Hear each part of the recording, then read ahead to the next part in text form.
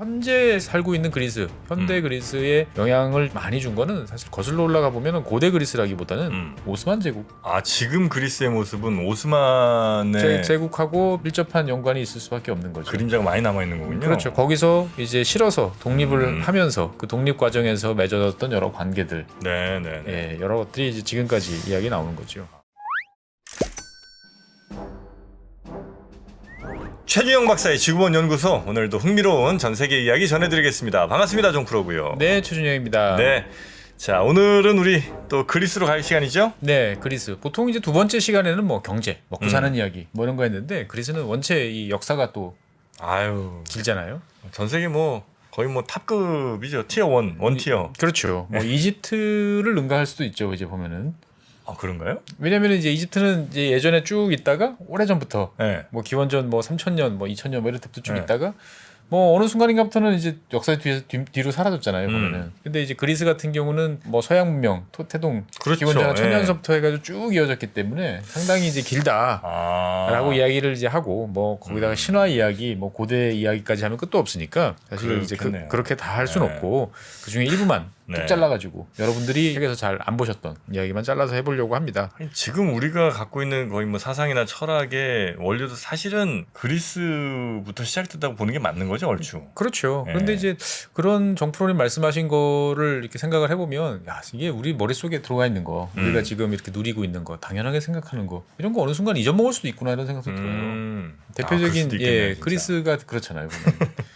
그래서 보통 이제 그리스 역사는 크게 한 4단계 정도로 나눕니다. 아, 그래요? 우리가 잘 알고 있는 고대 그리스, 뭐 스파르타, 예, 아테네, 뭐 테베 이런 이제 국가들, 도시 국가들끼리 대립하던 고대 그리스가 있고, 그 다음은 이제 동로마 제국, 비잔틴 시절. 아, 네. 근데 그때는 그리스가 비잔틴의 중심이었나? 중심은 이제 콘스탄티노플, 지금의 이스탄불인데 그쪽이죠. 바로 옆이잖아요. 멀진 않으니까. 멀지 않고 그리고 실제로 비잔틴 제국을 움직였던 많은 사람들은 그리스 관련 사람들이 많았다. 그래서 상당히 이제 그리스하고의 연속성이 강했던 이제 그런 거고요. 그다음에 극적으로 바뀐 게 또 그 이후에 지금 그리스 지역은 오스만 제국에 오랫동안 또 지배를 받았죠. 그리고 2차 세계대전 뭐 전후해서 다시 현대 그리스 또 이게 넘어오게 되는데 보통 우리가 그리스 역사 그러면 맨날 저 이제 고대를 주로 다뤄요. 그렇죠. 네. 예. 사실 현대 우리가 살고 있는 이 21세기 현재에서 현재가 중요하잖아요. 네. 그래서 이 현재 살고 있는 그리스, 현대 그리스에 영향을 많이 준 거는 사실 거슬러 올라가 보면 고대 그리스라기보다는 오스만 제국. 아, 지금 그리스의 모습은 오스만의 제국하고 밀접한 연관이 있을 수밖에 없는 거죠. 그림자가 많이 남아 있는 거군요. 그렇죠. 거기서 이제 실어서 독립을 이제 하면서 그 독립 과정에서 맺어졌던 여러 관계들, 네네네. 예, 여러 것들이 이제 지금까지 이야기 나오는 거죠. 아, 그렇습니까? 저는 이제 그리스 가서 그리스 이제 계신 분들, 그리스인들을 이게 또 보면서 뭔가 이렇게 약간 기대랄까 혹은 뭐 일종의 편견 같은 걸 좀 갖고 들어간 게 어떤? 뭔가 약간 그 우리가 미술 시간에 이게 보는 그 두상들 뭐 있잖아요. 성묘 이렇게 그릴 때 정말 대단한 이제 예술 작품 같은 그런 얼굴들이신가 해서 이제 갔죠. 네네. 그런 느낌의 웨이브진 머리에 뭐 이런 늘씬하고 꼭 그렇지만은 않다. 생각을 이제 현지 가서 조금 약간 여신 같은 느낌들이 좀 있을 줄 알았거든요. 예. 네. 그렇습니다. 네. 그러니까 이제 많은 분들이 그리스, 로마 이런 이제 나라 옛날에 정말 화려했던 문명을 자랑했던 곳을 보시면 그런 궁금증이 있어요. 야, 지금 그 지역에 살고 있는 지금은 현대 그리스인들하고 그 옛날에 그 폴리스를 구성해서 여러 사상을 꽃피우던 그분들하고 이게 직계로 내려오는 거야? 아, 중간에 다른 사람들이 막 정복했으니까 글로 싹 바뀌고 뭐 이랬진 않았을까? 예. 그다음에 이제 뭐 로마나 이탈리아 가보신 분도 많이 그러잖아요. 로마 문명을 딱 보면 뭔가 각이 딱딱 맞고 절도 있고, 예, 뭔가 정말 규칙과 이런 것들이 엄격하게 적용됐다는 느낌이 팍 드는데 사람들은 너무 달라. 현대 이탈리아 보면은 와 이건 전혀 다르잖아요. 그래서 정프로님 말씀하신 것처럼 이게 물갈이가 된 건가?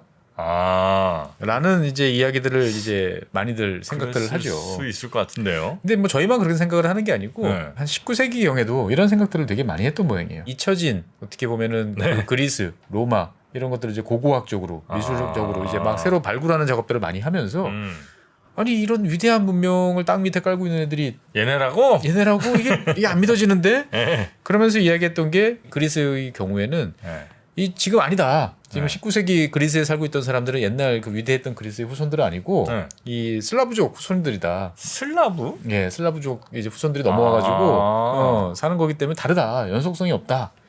뭐 그랬을 수도 있겠네요. 예, 뭐 이렇게 주장하는 사람들이 몇몇 있었어요. 대표적인 게 이제 오스트리아의 뭐 역사학자라고 해야 되겠죠. 폴메라이어라는 이 역사학자가 있었는데 네. 대표적이에요. 여러 가지 증거를 막 들이대면서 다르다. 아니다. 라고 이야기를 하는데 사실 많은 사람들이 이렇게 생각했던 게 뭐냐면 이제 겉으로 드러나는 모습도 있고 다른 한편으로 보면 정교회라는 것들은 어떻게 보면 어느 순간 점점 동쪽으로 가가지고 이제 러시아 정교.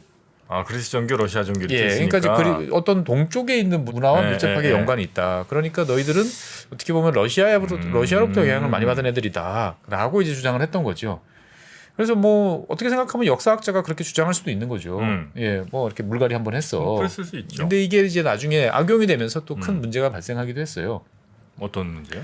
그러니까 이제 나치가 나중에 2차 세계대전 때 그리스 지역을 점령을 하고 마구마구 이제 탄압도 하고 사람도 죽이고 하는데 네. 이게 어떻게 보면은 나치가 궁극적으로 생각했던 것들은 옛날 고대의 유럽의 전통적인 문명들 이런 것들을 잘 보호하고 위대성을 막 알리고 하는 거잖아요. 무솔리니도 마찬가지고. 네네. 그러면 여기가 그 원조인데 그 후손들을 이렇게 막 죽이면 돼? 라는 이제 어떻게 보면 그런 생각이 드는 거죠. 네. 근데 거기에 대해서 폴메라이어 책을 들고 와서 이야기를 하는 거죠. 야, 이 책에 보면 얘네 그리스인 아니다. 아니야. 이게 어떻게 슬라브의 후손들이야 보면은. 아. 그러니까 이제 지상에서 없어져야 될 놈들이야. 이제 막 네. 이런 식으로 이야기를 하는 거죠. 네. 그러니까 어떻게 보면은 잊혀진 위대한 조상의 땅을 차지한 문제아들이다. 라는 식으로 갔던 거죠, 보면은. 근데 이게 알 수가 없잖아요, 사실. 지금 사람들이 그때 사람들이야. 과거에는 이제 몰랐죠. 네. 근데 이제 21세기가 되면 이제 확인할 수가 있죠. 과학 기술의 발전으로. 예. 뭐 이게 유전자 분석 같은 거 하는군요. 그렇죠. 뭐 우리 예전에 뭐 네안데르탈인 뭐 유전자 맞아요. 분석해서 네. 하는데 그런 세상인데 뭐 2000년, 뭐 2000 몇백 년 전 이 정도야 뭐 충분히 할 수 있는 거죠. 그래서 검사를 해보니까 네. 쭉 내려온 것으로. 뭐 일부 좀 섞이긴 했으나 거기 계시던 분들이 네. 계속 사는 걸로. 네. 그래요. 예, 큰 뭐 아주 뭐 대대적인 뭐 이런 변화는 아니다라고 이야기를 하는 거죠. 보면. 그래요. 예. 참 희한하네. 그러니까 이제 어떻게 보면 이런 면에서 우리 머릿속에 들어있는 우리의 큰 한번 발전 이런 것들이 영원할 거다 이렇게 생각하는 것도 조금 너무 단도직입적으로 말하면은 이제 망상이다 이렇게 생각도 들어요. 그 사람들이 대단했던 게 아니고 네. 그냥 그 어떤 조건이 형성됐을 때 그런 어마어마한 문화적 결과를 낼 수도 있고. 예. 한번 냈다고 그래서 그게 영원 불멸로 이어지는 것도 아니고. 이어지는 건 아니다. 예. 그러니까 역사를 봤을 때 보면은 네. 예. 그냥 현재의 모습 그리고 과거의 모습이 일치할 필요는 없다라는 거죠. 네네네. 그래서 이제 그리스 같은 경우는 이제 그리스를 이해하는 데 있어서 가장 핵심 중에 하나는 이제 정교, 그리스 정교인데 이게 이제 비잔틴 시절부터 지금까지 계속 내려오고 있는 네. 그런 것이고요. 그래서 사실 이제 저는 이제 그리스에 관한 역사를 쭉 찾아보면서 제일 궁금했던 게 아니 그걸 어떻게 잊어먹지?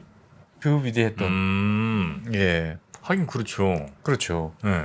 아니 그거 다 문나서면은 막 위대한 조상들 뭐 이렇게 석상들이 있고 뭐 문화재들이 있고 그래서 예, 많이 보이죠. 예.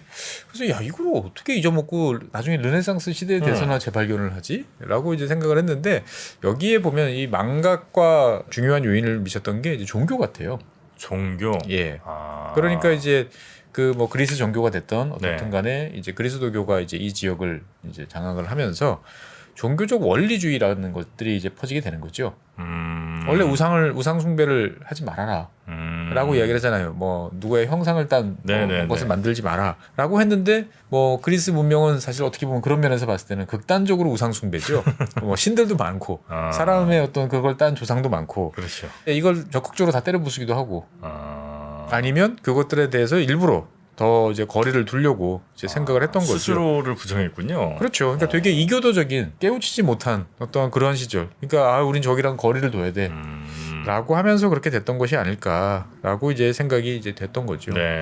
그래서 다른 한편으로 보면 아니 그래도 나중에 그리스 문명이 뭐 그리스 로마로 됐고 로마는 다시 동로마로 이제 가서 네. 또 꽤 오랫동안 유지됐는데 어떻게 이렇게 됐지?라고 생각을 이제 해볼 수도 있지만 사실 그리스 사람들은 이제 이러한 종교에 푹 빠지면서 어떻게 보면 스스로를 그리스의 옛날 전통, 문화, 역사 이런 거하고는 전혀 관련 없는 사람으로 스스로를 생각하게 됐다. 뭐 이런 이야기도 있습니다. 그래서 그리스 사람들이 그리스의 자신들의 조상을 잊고 예, 완전히 지우고, 잊어먹고 있었어요. 그렇게 예. 한참을 이제 보낸 거고요. 그렇죠. 한참을 보냈죠. 예. 그래서 이제 한참을 보내다가 이제 결과적으로 현대 그리스에 이제 큰 영향을 미치게 됐던 거는 1453년 이제 동로마 제국의 멸망이죠. 예, 이 당시에 이제 그러면 동로마가 멸망했으니까 네. 이거 어떻게 됐지? 그러면 우리는 쟤네들이랑 살 수 없으니까 어떻게든 저항을 끝까지 해서 뭔가를 해보자. 우리가 이랬을 것 같은데 실제로 이 동로마 제국의 많은 이 중요한 역할을 하고 있던 그리스인들은 되게 담담히 수용을 했다고 그럽니다. 아, 그래요? 예, 이게 왜냐하면 네. 성경을 뭐 읽는 방법이 여러 가지가 있겠지만 잘 읽어보면 창세기 이후에 한 7,000년 정도 지나면 종말이 도래한다. 라고 이야기를 했는데 이 1453년이 당시의 계산법으로 따르면 네. 대충 이제 그때가 다가온 거다라는 거죠. 그러니까 어떻게 보면은 이거는 신이 예견한 네. 그 현실이 우리 눈앞에 나타난 거니까 우리가 아둥바둥 저항해봐야 여기서 벗어날 수가 없는 거다. 라고 이야기를 하고 또 다른 한편으로 보면은 그동안에 우리가 쭉 겪어보니까 네. 뭐 많은 사람들이 오고 가니까 이 또한 뭐 금방 또 지나가지 않겠냐 그렇게 생각들을 했는데 이제 400년 동안 이제 지배를 하게 됐던 거죠. 와. 그래서 이제 지금의 그리스는 오랫동안 이제 오스만 제국의 이제 영토로서 역할을 하게 됩니다. 독립운동 막 세게 하고 이러지는 않았어요. 한참 동안. 예. 오스만 제국과 이제 오스만 제국 시절의 그리스는 사실 뭐 지내긴 나쁘지 않았다고 그럽니다. 왜냐면은 이제 제국이라는 게 기본적으로 종교, 민족, 언어 되게 다양하잖아요. 그럼 그거를 이제 인정을 이제 해줘야 되는데 그렇다고 그래서 놔둘 순 없고 뭔가 통치를 해야 되는데 네. 그 많은 애들을 어떻게 다스리냐가 이제 각 제국마다 다른데 오스만 제국은 기본적으로 종교를 단위로 다스렸어요. 너 뭐 믿냐? 이슬람. 그러면 넌 지칼이고. 너 뭐 믿냐? 유대교. 그럼 넌 유대교. 너는 뭐지? 정교. 그래가지고 각 종교적 공동체 예전에 오스만 제국 시절에 이야기할 때 잠깐 말씀드렸지만 밀레트라고 그래가지고 밀레트? 예, 그러니까 같은 종교를 믿는 사람들끼리 모여 살아. 그러면 그 동네에서 그 종교의 책임자 대장이 누구야? 라고 찾아서 너가 책임지고 문제 안 생기게 잘 통치해.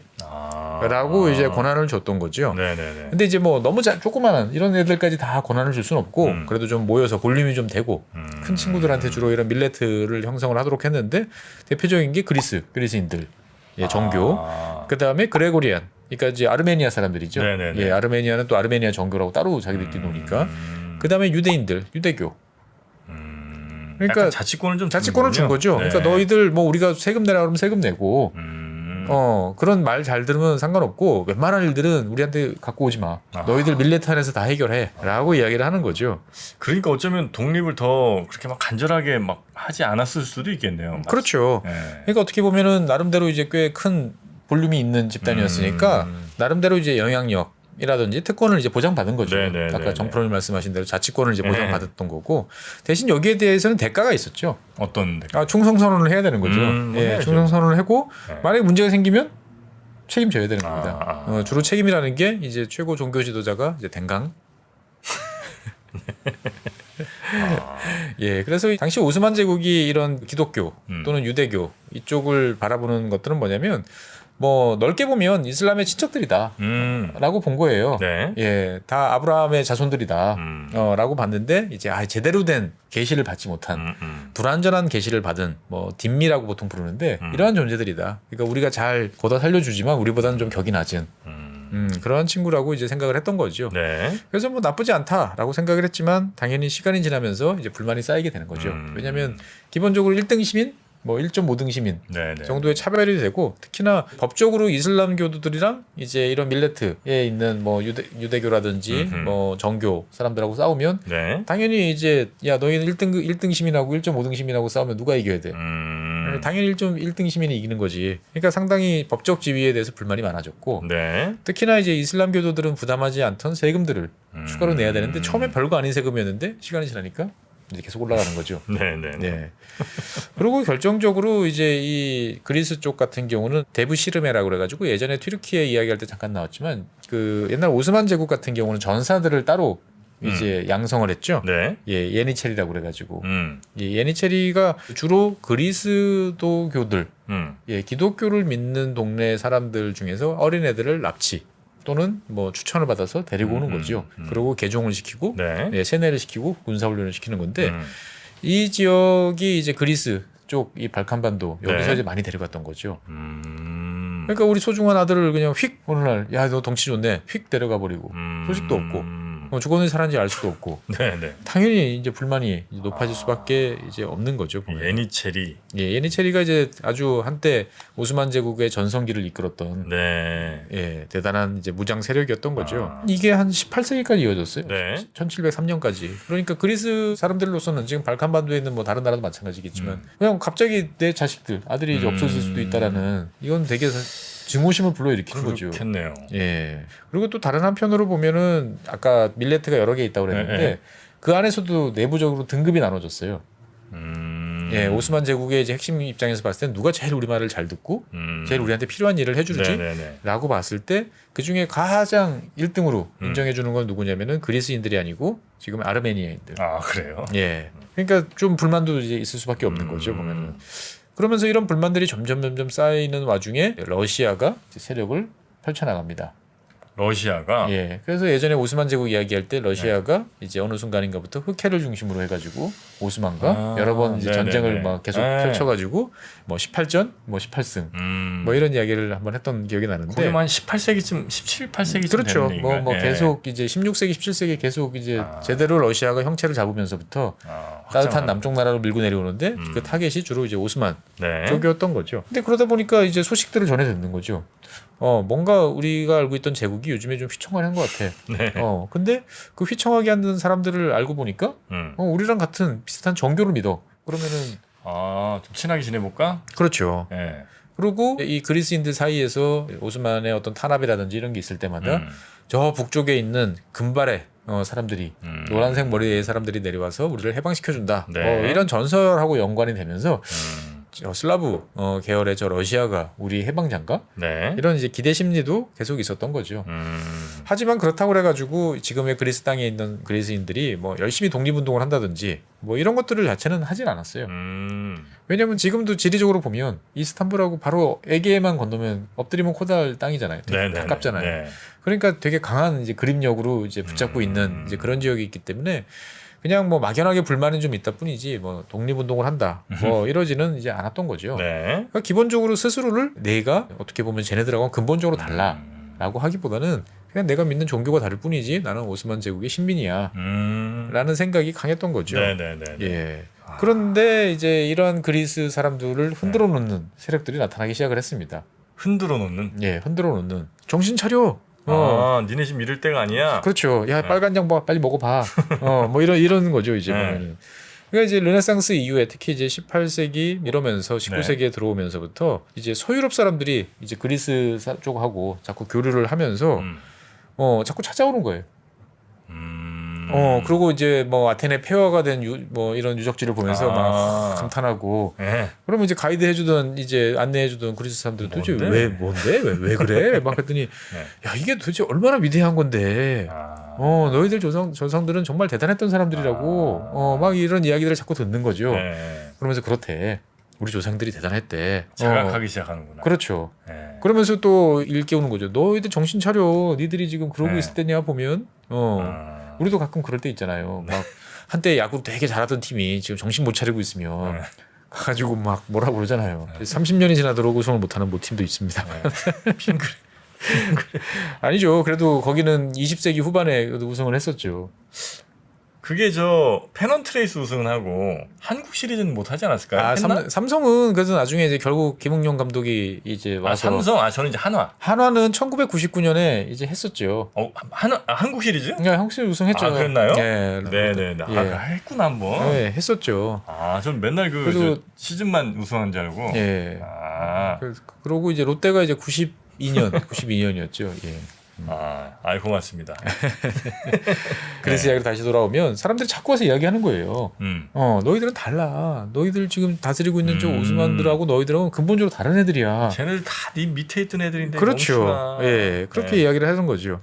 그러면서 이제 19세기에 점점 이제 유럽 전체적으로 이제 민족주의라는 흐름들이 생기고 이런 것들이 이제 책이나 사람들 이야기로 전해지면서 뭔가 야 우리는 좀 다른 거 같아. 그리고 야 우리는 이 동쪽이 아니고 서쪽 서유럽 애들하고 좀 가까운 그렇지, 것 같은데 쟤네들이 우리 조상을 되게 좋아해. 뭐 이런 이야기를 하는 거죠. 네. 그러면서 이제 엘리트라고 하는 조그마한 계층들이 이제 이 동네에서 점점 이제 야 우리는 우리의 살 길은 이 이슬람 믿는 저쪽이 아니고 동쪽이 아니고 서쪽이다. 서쪽인 것 같아. 네. 라고 이제 생각을 하기 시작을 했던 거죠. 네. 도시에서는 사람들의 생각이 깨이고 그다음에 시골 동네에서는 자꾸 오스만 제국의 점점 착취 이런 것들이 많아지다 보니까 갈등이 심해지고. 총 들고 이제 일어나기 시작을 하는 거죠. 네. 그래서 발칸반도 남쪽 산악 지역 이런 데서 이제 무장 세력들이 봉기를 이제 시작을 합니다. 이러던 와중에 이제 1821년 3월달에 네. 이제 러시아 군의 장교였던 알렉산드르 입실란티스라는 사람이 이 그리스의 어떤 반군들을 조직을 해가지고 내가 뭔가 이 사람들을 이제 오스만의 압제로부터 구원하겠다. 네. 라고 이제 생각을 해서 사람들을 끌어모으고 네. 진입을 했는데 그래서 사람들이 멀뚱멀뚱 쳐다만 보는 거예요. 아니 뭐 러시아 사람들이 와서 우리를 도와준다는 건 좋은데 뭐 우리 보러 어쩌라고. 싸워본 경험도 없고. 싸운 경험도 없고. 네. 뭐 그렇게 해서 얻는 게 뭐지? 네. 라는 막 이런 거다 보니까 이제 결국 실패를 했습니다만 어떻든 간에 그리스는 너희들은 달라. 뭔가 오스만하고에 떨어져야 돼. 라는 어떤 약간 충격적인 이제 에피소드를 한번 겪은 거죠. 예, 그러면서 그 전까지는 철저하게 이제 우리 핏줄, 혈족, 뭐 아니면은 이제 지역 공동체 차원 네. 정도에서 놀다가 야, 다른 나라를 보니까 다들 국가라는 걸 만들어서 움직이는 것 같은데 우리도 사실은 민족주의, 예, 이런 것들이 되는 거 아닐까? 그러니까 어떻게 보면 그 전까지는 전혀 민족이라는 의식이 없던 사람들이 민족이라는 의식들을 조금씩 갖고 산동네 넘어 저 산맥 넘어 있는 사람들도 야 우리는 저 오스만하고는 다른 우리끼리의 뭔가 같은 게 있는 거 아닐까? 라고 이제 생각들을 하기 시작을 하는 거죠. 그러면서 네. 여기저기서 이제 불만이 터져 나오기 시작을 하다 보니까 오스만은 이제 수시로 반란군을 진압하기 위한 병력을 투입해서 이제 노력들을 합니다만 네. 이 발칸반도는 예나 지금이나 다스리기가 쉽지 않거든요. 지형이 험해가지고 그래서 독립이 이제 쉽지 않았는데 네. 그리스 사람들의 결정적으로 이제 불을 지른 이 일이 벌어집니다. 그리스인들이 뭐 어떤 사건을 아주 불같이 일어나는 예, 불같이 일어나는 일이 벌어진 거죠. 네. 1821년에 오스만이 이제 그 동안에 계속 러시아한테 두들겨 맞고, 근데 발칸반도에서 계속 이런저런 일이 일어나고, 근데 일이 일어나는 걸 보니까 주로 다 기독교를 믿는, 정교를 믿는 사람들 사이에서 뭔가 반란이 일어나더라 이거죠. 짜증이 치밀어 올랐던 이제 오스만 제국이 1821년 4월 10일에 정교의 지도자였던 밀레트의 그러니까 종교 공동체의 지도자였던 그레고리 5세를 이스탄불 시내에서 목을 매달아서 처형을 해버립니다. 예. 그래요? 예. 좀 세게 나왔네. 그렇죠. 사실 이 그레고리 5세가 그러면은 뭐 독립을 해라 이렇게 뒤에서 부추겼냐? 그렇진 않아요. 이거 아니다. 막 독립전쟁 하겠다고 우리 뭐 일어나겠다고 반란이 일어날 때마다 술탄을 거스리는 것은 신의 뜻을 거스리는 거다. 나는 너희들이 그런 식의 불만을 뭐 정당하게 말로 표현하는 건 좋지만 그런 식으로 뭐 총칼을 들고 일어난다고 바뀌는 게 뭐가 있겠느냐. 라고 해서 달래는 입장이었거든요. 보면. 네. 예. 그런데 좌우간 이 오스만 제국 입장에서 봤을 때는 잠깐 짜증 나니까. 네. 이러면 안 될 것 같은데. 예. 이러면 이제 그냥 확 일을 저질러 버린 거죠. 그러고 난 다음에 이제 그 시체도 유대인들한테 이제 넘겨가지고. 유대인들? 예. 그러니까 이제 시체도 이제 이 너희들 이게 어떻게 되는지 보여주겠어. 본보기로 보여주겠어. 그래가지고 이제 조리돌림을 시켜버립니다. 이제. 굉장히 좀 모욕적으로 느껴지겠네. 예, 결국 이제 이 사태를 지켜보던 이제 러시아 애들이 개입을 한 거죠. 너 이따위로 할래? 과하잖아. 손 넘었다 너희들. 막 이러면서 이 사체를 수습을 해서 장례를 이제 치르면서 일단은 이제 매듭이 되어지게 되는데. 그래도 러시아랑 그리스가 아예 연관이 없진 않네요, 계속. 그렇죠. 종교적으로 봤을 때 종교니까 그래도 어떻든 간에 러시아 입장에서 봤을 때는 네네네. 그리스 동네에 살던 사람들은 종교를 믿으니까 오스만 제국 뒤를 흔들어 놓을 수 있는 어떻게 보면 좋은 이제 그 동조자가 될 수 있는 배후 세력인 거죠. 이제 이런 일을 겪고 나니까 당연히 사람들이 격분을 하게 되는 거죠. 아니 도대체 그렇다고 그래가지고 사람을 저렇게 죽여버려? 우리 지도자를? 당연히 불만이 쌓이게 되는 그렇죠. 거죠. 그러면서 우리가 박해받고 있었구나. 언제든지 우리가 저렇게 총대주교처럼 저렇게 한 방에 날아갈 수 있구나. 라는 것들을 이제 이해를 하게 된 거죠. 얌전히 있는다고 살려주는 것도 아니고. 예. 그러다 보니 그리스 사람들이 민족의식, 달러 이런 것들이 점점 이제 커지게 되는데 그 와중에 오스만 제국하고 소유럽하고 또 되게 한판 붙는 일이 벌어졌습니다. 그러니까 키오스라는 섬이 있어요. 치오스? 예. 네. 이 키오스라는 섬이 있는데 여기에 이제 사람들이 이제 반란을 일으킵니다. 그리스 사람들이. 뭐 그리스 계열 사람들이죠. 네네. 그렇죠. 오스만 제국 물러가라. 네. 뭐 우리끼리 살고 싶다라고 했는데 이 오스만 제국이 아무리 우리가 죽어도 니들 같은 저런 쪼물라기들한테까지 당할 줄 아냐? 그러면서 병력을 투입해가지고 전체 섬 주민 12만 명 중에서 네. 5만 2천 명을 이제 죽여버리고 5만 2천이요? 예 그리고 12만. 예 그리고 5만 2천 명을 노예로 끌고 갑니다. 섬이 텅 비는 거예요? 텅 비는 거죠. 그러니까 완전히 이제 위력을 보여줘서 다시는 이제 이런 일이 못하도록 하겠다. 그러니까 원래 이제 오스만 제국이 반란을 다스리는 방식이 이런 거거든요. 아니 씨를 말려서 엄두를 못 내게. 내 말 잘 들으면 뭐 자치권도 주고 저 잘해주지만 해주는데 계기면 어떻게 되는지 자관 똑똑히 보여주겠다. 없애버린다. 예, 이런 거였는데 사실 이런 일이 예전에도 몇 번 있었죠. 근데 문제는 이제 19세기쯤 되니까 네. 이런 소식들이 신문이라든지 그림이라든지 이런 거를 타고 다른 나라로 이제 가는 거예요. 그리고 뭔가 19세기쯤 되면 이제 서유럽에서는 우리는 문명화됐어. 사람을 그렇게 막 죽이면 안 되지. 이런 생각들을 이제 하는데 유럽 넓게 보면 유럽이잖아요. 네. 그래서 저런 일이 벌어진다는 거에 대해서 너무 이제 충격을 받았던 거죠. 특히나 이제 들라크루아라는 이제 화가가 이 네. 그림을 이제 아주 처절하게 막 사람이 이제 오스만 제국이 이제 기독교인들을 막 학살하는 모습들을 그려서 크게 그림을 그렸는데 이게 사람들한테 시각으로 막 보여주니까 자극을 하게 되는 거죠. 네네. 당시에 이 서유럽에 퍼지고 있던 낭만주의 풍조에 되게 강했는데 서유럽 젊은이들이 잠깐만 우리 기독교인들을 저렇게 이슬람인들이 막 학살을 한다고 이건 안 되지라고 그래가지고 누구도 이제 예상치 못했던 흐름이 벌어지는 게 뭐냐면 네. 자 그러면 우리 스스로 그리스인들을 돕자. 다른 나라에서? 그렇죠. 영국이라든지 프랑스라든지 이런 나라에 있는 젊은이들이 우리의 정신 문명, 기독교 문명의 고향은 지금 그리스인데 우리가 이렇게 살아가고 있는 여러 가지 사상적인 것을 거슬러 온 그리스인데 저기를 오스만 제국이라는 이교도들이 지금 잡고 있는 것도 불만인데 저렇게 막 죽여? 짓밟는다. 말이 안 돼. 이걸 보고 있을 수는 없어. 야, 그래요? 그러면 우리가 우리 힘으로 그리스를 독립시키자. 라고 하는 어떻게 보면 되게 낭만적인 그러네요. 예, 이런 생각이 이제 퍼지게 됩니다. 그래가지고 수천 명의 사람들이 젊은이들이 이제 그리스에 몰려가서 별로 이제 멀뚱멀뚱 있던 사람들을 너희들은 정신 차리라고 너희들은 달러 뭐 이런 이야기를 이제 하게 됩니다. 근데 그 와중에 당시에 이제 유럽에 명성을 날리던 유명한 시인이죠, 영국의 시인 바이런. 예, 이 사람도 참전을 하게 됩니다. 막 내가 왜 그리스인들을 도와야 되는지. 그리고 막 글도 많이 쓰고. 그러니까 유럽이 지금처럼 EU라는 거가 될 수도 있는 그런, 그러니까 우리랑 생각은 굉장히 좀 다르네요. 그렇죠. 많이 다른 거죠. 보면. 아무리 그래도 다른 나라가 이렇게 짓밟힌다고 그 나라 가서 도와줄 생각을 이렇게 막 자발적으로 하기가 쉽지는 않을 것 같은데. 그렇죠. 그러니까 때마침 이제 19세기 들어서 이제 고고학이 막 발달하기 시작했잖아요. 그러니까 유물을 파는 거예요. 파서 이제 갖고 오는 거죠. 대형 박물관 뭐 이런 데 갖고 오니까 이야 예전에 도대체 얼마나 대단한 문명이 있었냐. 네네네. 다 그리스에서 갖고 왔다.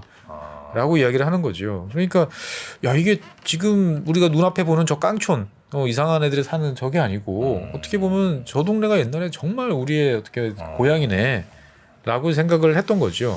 네네. 그러다 보니까 이제 아까 말씀드린 것처럼 유럽 곳곳에서 친 그리스 쟤네 독립을 지원해야 된다. 돈도 내자라고 그래가지고 1,200명의 청년들이 모여가지고 이제 가기를 이제 닿았던 거죠 보면은. 그리스에. 예.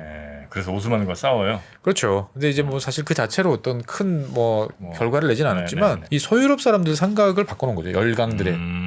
그래 생각해 보니까 이 원래 오스만이 점점 이제 점으로 가고 있다는 건 다 보이는데. 그 중에 그래 저 그리스는 어떻게 보면 우리 편 아닌가? 저거를 저렇게 오스만 제국이 계속 내버려 가지고 있는 게 맞진 않는 것 같아.라고 이제 생각들을 이제 하게 되는 거죠. 네. 그러면서 이제 서방에서 자꾸 이제 가서 이제 부추기다 보니까 그리스 사람들의 불만도 높아지고 이런저런 이제 반란도 자주 일어납니다. 그러니까 오스만 제국이 봤을 때 이거를 일일이 다 본인이 가서 제압하기에는 힘도 없고 바쁜 거예요. 다른 데 제압하기도 바쁘니까. 그래서 당시에 이제 거의 다른 나라처럼 지내고 있던 하지만 형식적으로는 오스만 제국의 부하였던 이제 이집트 무함마드 알리와 동맹을 체결합니다. 이집트는 원래 오스만 제국이었는데 거의 뭐 독자적으로 따로 놀고 있었던 거죠. 근데 이제 야 이제 너 우리한테 오스만 제국에서 너 대단한 어떻게 보면 너가 원하는 지위를 인정해줄게. 합법적으로 이제 네가 왕 노릇해도 돼. 그러니까 대신 너가 그리스 가서 좀 진압을 해. 그래가지고 이집트군이 그리스에 와서 진압을 하려고 이제 시도를 하게 됩니다. 그래서 이거를 딱 보니까 야 이건 뭐지? 이거 선 넘지. 라고 이제 생각을 하면서.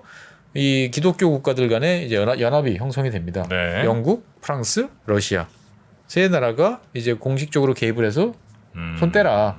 라고 이제 압박을 하기 시작을 하는 거죠. 근데 곰곰 생각해 보면 영국, 프랑스, 러시아 이 세 나라가 같이 모이는 일은 사실 쉽지 않거든요. 공동의 적이 있어야 될 텐데 지금은 이제 오스만 제국이 적이 됐던 거죠. 러시아 같은 경우는 어떻든 간에 그리스 정교를 믿는 넓게 보면 우리의 이제 같은 파트너가 될 수 있는 친구들이니까 이걸 통해서 오스만 뒤통수를 때리자라고 생각을 했던 거고, 영국 입장에서 봤을 때는 야 이거 요즘에 자꾸 러시아가 남하해가지고 지중해 근처까지 밀고 내려오려고 하는데 여기서 적절하게 좀 브레이크를 걸어야 될 것 같은데 어떡하지? 근데 다짜고짜 영국이 오스만 쪽에 가서 우리 영토를 갖거나 영향력을 행사하자면 요즘 무리인데 명분이 없잖아 라고 하는데 때마침 이집트와 관련된 일이 생기다 보니까 이걸 명분으로 해서 러시아가 그리스 지역을 혼자 꿀꺽하지 못하게 공동 파트너로 들어가는 거죠 보면은. 이래가지고 이제 오스만 제국을 압박을 합니다. 1827년에 런던 조약을 체결을 해요. 그래서 오스만 제국한테 이야기를 하는 거죠. 야 그리스는 생각해봐. 너희들하고 종교도 다르잖아. 불만들이 많은 것 같아 그 친구들. 계속 저렇게 내버려 둘 거야? 너희들 계속 건드리면 영국, 프랑스, 러시아 가만두지 않을 거야. 예. 그러니까 오스만 입장에서 봤을 때는 아니 니들이 뭔데 우리한테 그따위로 나가냐라고 항변했지만 이미 이제 힘이 기울었고 하다 보니까 협상을 합니다. 그래서 협상을 하다가 결렬이 돼요. 왜냐하면 이 유럽 열강들이 요구했던 건 뭐냐면은 자 형식상 너희들한테 종주권 인정할게. 근데 대신 얘네들한테 자치권을 부여해줘. 그러니까 오스만 입장에서 봤을 때는 그러면 좀 이따 니들 독립시키려고 그런 거잖아. 다 니들의 시커먼 속을 알아. 그래가지고 이제 거부를 이제 하게 되는 거죠. 거부를 하게 되니까 그러면 이제 힘을 보여줘야지. 그래서 이 삼국이 나서가지고 이 오스만 해군하고 한판 붙습니다. 붙어요. 예, 지중해에서. 한번 붙는데 게임이 되겠습니까? 이미. 예, 1827년 10월달에 이제 나바리노 해전이라는 걸 통해서 누가 힘이 있는지를 아주 온 세계에 확실하게 보여줍니다. 그러니까 결국은 이제 도저히 안 되겠다. 그러면 독립하세요. 라고 그래서 1832년 5월달에 그리스가 얼결에 이렇게 독립을 하게 됩니다. 그러니까 가만 들어보면 우리는 독립하면은 되게 이렇게 스토리가 많잖아요. 예, 미국도 영국한테 독립할 때 보면은 예, 뭐 사람들이 막 말을 달려서 소식을 전하고 뭔가 이렇게 노력들을 되게 많이 하죠. 어느 나라나 독립은 참 힘든 과정인데. 힘들고 그 속에서 영웅이 등장하고 막 하는데 지금 이거 쭉 이야기하는 와중에 그리스 영웅 등장했나요? 그러네요. 아무도 없어요. 와, 진짜 그리스야말로 남의 힘으로 다. 그러니까 뭐 이렇게 가만히 있는데 불만이 좀 있는데 남들이 와가지고 그냥 너희들 독립해. 라고 해준 격이죠 이제 보면은. 물론 이제 내부적으로 보면 뭐 나름의 또 지도자들도 있으실 수 있으나 전체적인 큰 그림으로 볼 때는 사실 그리스가 뭐 결정적인 역할을 한다거나 이런 거는 없었네요. 그렇죠. 그러니까 뭐 그리스 사람들이 막 처절하게 막 저항을 하고 막 불바다가 되고 이런 모습을 보고 도저히 안 되겠다 싶어서 간 게 아니고 그냥 하다 보니까 이제 국제적인 세력 관계에 맞아 떨어져가지고 야 쟤네들 독립시킬까? 오스만 제국에 떨어내자 라고 하면서 된 거죠. 그래요. 이렇게 독립하면 사실 근데 이 독립의 어떤 소중함 이런 걸 좀 덜 느끼지 않을까 하는 생각이 살짝 드는데. 어떻게 보면 우리가 독립 투쟁 하면 희생도 많고 그 다음에 뭐 전쟁 뭐 이런 것들을 하면 이게 되게 가급적인 피해야 되죠. 근데 그런 피해의 어떤 가치를 통해서 우리는 달라 하나야. 어떤 목표 의식, 동료 의식, 하나 민족, 국가 이런 의식들이 만들어지는 거죠. 그러면서 뭐 어떤 독립운동가가 구심점이 되기도 하고 미국 같은 경우도 여러 사람이 있었지만 결국 이제 워싱턴이라는 사람이 이제 구심점이 됐고 미국이라는 나라 독립시켰잖아요. 그러니까 그런 면에서 봤을 때는 그리스는 상당히 이건 뭐지? 라고 이제 할 법한 그러한 모습으로 독립국가가 됐다라고 말씀드릴 수 있을 것 같습니다. 이 그리스 뭐 워낙 역사가 긴 나라이기 때문에 뭐 결코 저희가 다 다룰 수는 없을 거고 하여튼 그리스의 독립 과정 정도를 오늘 이제 뚝 잘라서 살펴봤고요. 19세기 살펴봤습니다. 그럼 이제 독립 이후에 또 그리스의 모습이 그렇죠. 어떤 나라가 됐을지 이제 궁금하잖아요. 궁금한 이야기는 저희가 그럼 다음 시간에 계속 이어서 듣도록 하겠습니다. 자, 오늘도 흥미로운 그리스 이야기 전해주신 법무법인 율촌의 최준영 박사님 대단히 고맙습니다. 네, 감사합니다. 복잡하고 어렵게 느껴지는 재무제표와 용어들, 친절한 투자 멘토 사경인 마스터가 매주 새로운 콘텐츠로 알기 쉽게 설명해드립니다. 재무제표 분석과 포트폴리오 구성, 양대 재무제표라고 그러면 대차대조표랑 손익계산서가 있거든요. 매수 매도 방법, 이렇게 사는 게 좋겠네, 이렇게 사면 좋겠다. 근데 이렇게 살려면 뭘 해야 되냐면요, 나머지 3분의 1은 놔둬봅니다. 어디까지 가는지. 실전 투자 팁까지 알려드립니다. 오직 3프로 멤버십에서만 만나실 수 있습니다.